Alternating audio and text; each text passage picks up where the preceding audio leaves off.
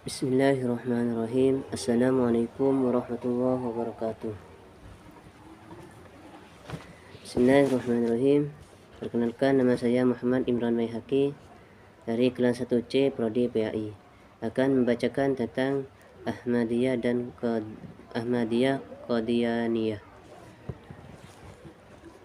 Tugas dari Bapak Fikri Farihin MPDI selaku dosen pengampu Aswaja. 1. Pengertian dan sejarah kemunculannya. Ahmadiyah atau Qadianiyah merupakan sebuah kelompok yang sangat fanatik kepada Mirza Ghulam Ahmad Al-Qadiani. Mirza Ghulam lahir di Qadianian, India pada 1281 Hijriah. Arti Ghulam Ahmad adalah hamba Ahmad atau hamba Muhammad. Ajaran dan keyakinan. Mirza Ghulam Ahmad menganggap dirinya seorang mujaddid atau pembaharu dan pengikut Nabi SAW, meskipun dia juga menerima wahyu. Kedudukannya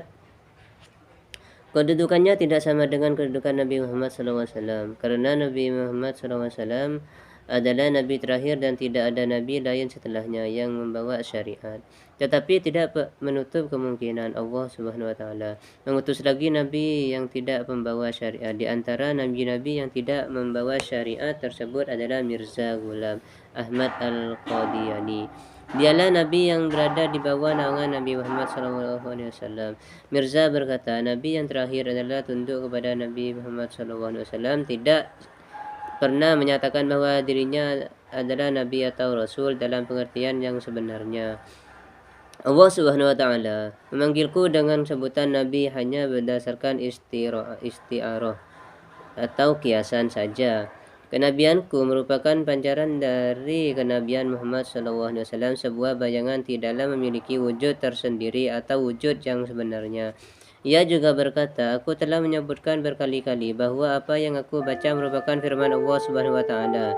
Seperti hanya Al-Quran dan Taurat, aku adalah seorang nabi, bayangan yang diutus Allah Subhanahu Wa Taala. Setiap muslim wajib taat kepadaku dan wajib mengimani bahwa aku adalah Al-Masih yang dijanjikan akan datang. Karena itu, barang siapa yang telah mengetahui dakwahku tetapi ia tidak beriman kepadaku, maka sikapnya itu akan dihisab di akhirat, meskipun ia telah bersaksi tiada Tuhan selain Allah. Perkataannya yang lain, sesungguhnya aku adalah orang yang shadiq atau dapat dipercaya, seperti halnya Nabi Musa, Nabi Isa, Nabi Daud, dan Nabi Muhammad SAW.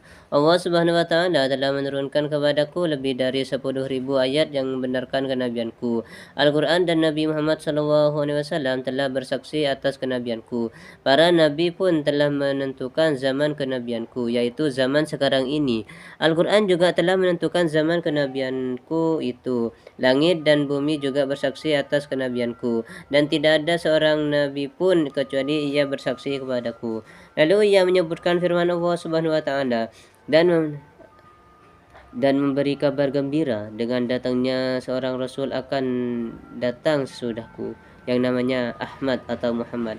Surat As-Saff ayat 6. Selain itu, Mirza juga berkata, orang-orang sebelumku, baik dari kalangan wali, ulama maupun pemimpin umat Islam, tidak ada yang pernah mendapatkan nikmat yang sangat besar ini. Allah Subhanahu Wa Taala tidak memberi gelar nabi kepada umat Nabi Muhammad SAW kecuali hanya kepadaku. Sedangkan umat Nabi Muhammad SAW lainnya tidak berhak atas sebutan tersebut. Karena sebab inilah kelompok Qadianiyah juga terkenal dengan nama Ahmadiyah. Hal ini didasarkan pada kebiasaan orang-orang barat dalam menyebut para pengikut sebuah kelompok dengan menyebut nama pendirinya. Contohnya, ketika mereka mengatakan Muhammadiniyin, maka maksudnya adalah para pengikut Nabi Muhammad SAW, dan Masihiyin adalah para pengikut Isa Al-Masih. Musawiyin adalah para pengikut Nabi Musa AS, atau lihat kelompok Ahmadiyah. Dalam rangka menyebarluaskan akidahnya, Al-Qadiani menerbitkan sebuah majalah yang diberi nama Majalah Al-Adyan. Ia juga menuangkan pikiran-pikirannya dalam sejumlah kitab. Di antaranya adalah kitab Barahim Al-Ahmadiyah, Anwar Al-Islam, Nurul Haq, Hakikatul Wahyi, Tuhfatun Nadwas, Syahadatul Quran, dan tabligu risalah. Aliran Qadianiyah ini banyak dipengaruhi oleh kondisi kaum muslimin di India, di mana pada saat itu mereka menjadi kaum minoritas yang tertindas. Dari sinilah Al-Qadiani memandang bahwa bahasa Inggris adalah penolong dan pelindung kaum muslimin di India. Ia tidak memandang perlu untuk melakukan perlawanan atau pemberontakan terhadap penduduk bangsa Inggris di dunia. Sebaliknya, ia berpendapat pendudukan bangsa Inggris tersebut justru dapat memberikan jaminan keamanan kepada kaum muslimin India. Dalam pandangannya, jihad untuk mempertahankan tanah air tidak wajib dilaksanakan sebab jihad hanya boleh dilakukan dalam rangka mempertahankan akidah saja. Dalam hal ini, Al-Qadiani menilai bangsa Inggris tidak melarang kaum muslimin menjalankan syariat-syariat agamanya. Oleh karena itu, sudah selayaknya lah kaum muslimin tetap menjaga perdamaian, yakni dengan mematuhi hukum-hukum bahasa Inggris. Al-Qadiani berkata, Rasulullah SAW tidak Rasulullah SAW tidak akan mengangkat pedangnya untuk memerangi orang-orang kafir kecuali jika mereka mengerahkan pasukannya untuk menyerang Madinah dan menghancurkan Islam. Al-Qadiani telah menetapkan 4 syarat diperbolehkannya jihad, yaitu jika orang-orang kafir melakukan penyerangan terlebih dahulu, jika penindasan mereka terhadap kaum muslimin telah mencapai puncaknya sehingga tidak ada alternatif lain selain berperang, dan jika tujuan penindasan ataupun penyerangan yang dilakukan orang-orang kafir tersebut bertujuan untuk mengusir kaum muslimin dan melenyapkan Islam dari bumi ini. Pada saat semacam itulah tidak ada pilihan bagi kaum muslimin selain berjihad dengan sungguh-sungguh, yaitu jihad untuk membela diri dan menjaga agama mereka. Meskipun demikian, harus diupayakan terlebih dahulu berdialog dan berunding, karena jihad dengan cara semacam itu akan mendatangkan hasil yang tidak baik daripada jihad dengan menggunakan pedang. Sebelum meninggalnya yaitu pada tahun 1908 Masehi, Al-Qadiani telah berwasiat kepada para pengikutnya agar mereka menulis di kuburannya nama Mirza Ghulam Ahmad Maud atau Mirza Ghulam Ahmad yang dijanjikan. Maksudnya adalah dijanjikan akan masuk surga. Sepeninggal Mirza Ghulam Ahmad, para pengikut aliran